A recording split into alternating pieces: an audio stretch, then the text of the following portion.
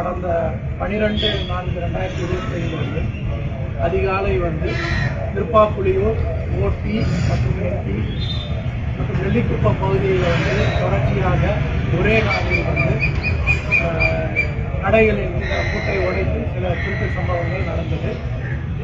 அதில் 4 நபர்கள் 2 பைக்கில் வந்ததை சில சிசிடிவி கேமராக்கள் மூலம் அறியப்பட்டது. அந்த குற்றவாளிகளை கண்டுபிடிக்கும் பொருட்டு துணை கண்காணிப்பாளர் ரூபன் மற்றும் பண்டோட்டி துணை கண்காணிப்பாளர் ராஜா தலைமையில் தனிப்படையினர் அமைக்கப்பட்டது. அதில் முதுநகர் ஆய்வாளர் ரேவதி மற்றும் உதவி ஆய்வாளர்கள் தங்கவேலு, ஆனந்தகுமார் மற்றும் கணபதி இவர்கள் தலைமையிலான தனிப்படையினர் பல்வேறு இடங்களில் இருக்கக்கூடிய சிசிடிவி கேமராக்களை ஆராய்ந்து இன்றைக்கு அதிகாலை காரைக்காடு அருகே 2 பைக் ஏறி வேகமாக வந்த 4 நபர்களை பிடித்திருக்கிறார்கள். அவர்களில் ஈக்கோட்டையைச் சேர்ந்த மணிகண்டன் மற்றும் ஐயப்பன், அதே போல பாசார் ரிஷிவந்தியம் பகுதியைச் சேர்ந்த ஐயனார் மற்றும் அருள், இந்த 4 நபர்களை கைது செய்திருக்கிறார்கள்.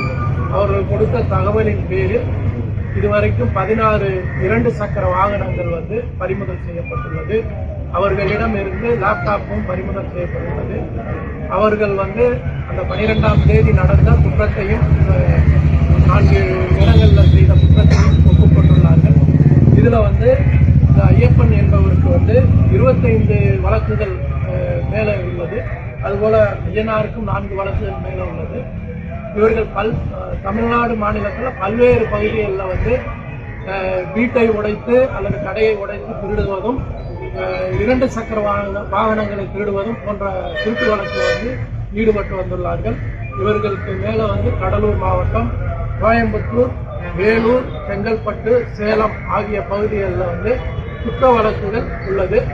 இவர்களை இந்த 4 பேர்களையும் மேற்கொண்டு விசாரணை செய்து வருகிறோம். வேறு ஏதாவது நம்ம மாவட்டத்தில் குற்ற செயல்களில் ஈடுபட்டுள்ளார்களா என்பதையும் விசாரணை செய்து கொண்டு வரப்பட்டோம்.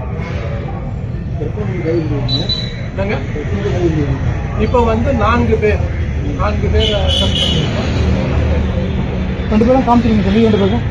அதான் காலையில் நம்ம பிடிக்கும்போது 2 பேர் கொஞ்சம் கீழே தடுமாறி விழுந்ததுனால ஹாஸ்பிட்டல் ஆச்சு.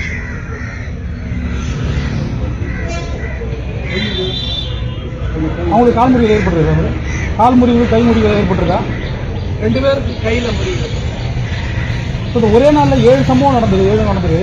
அது எப்படி சார் இப்போ ஒரே நாள் நடந்தது? அப்போ போலீஸ் ரோந்து போலையான்ற பொதுமக்கள் கேள்வி கேட்குறாங்க. சமூக வலைதளங்களில் நிறையா இப்போ கருத்து பதிவிடுறாங்க. இல்லை, அதாவது அன்றைக்கு சம்பவங்கள் பார்த்தீங்கன்னா 2:30க்கு ஆரம்பித்து 3:30 முடிஞ்சிருச்சு. அன்னைக்கு ரோந்து பணியில் காவலர்கள் இருந்தாங்க, வெப்பன் வச்சுட்டு லக்கி வச்சுட்டு தான் இருந்தாங்க. பட் என்னன்னா அவங்க யூஸ் பண்ணுறது R15 ஒரு ஹை ஸ்பீடு வெஹிக்கிளை யூஸ் பண்ணுறாங்க.